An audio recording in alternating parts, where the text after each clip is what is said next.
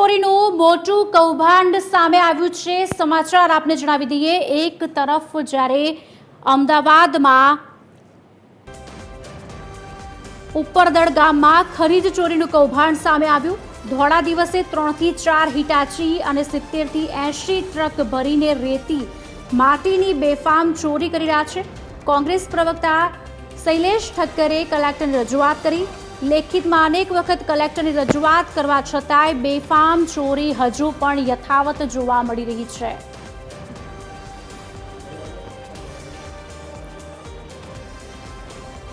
ઠક્કર છે।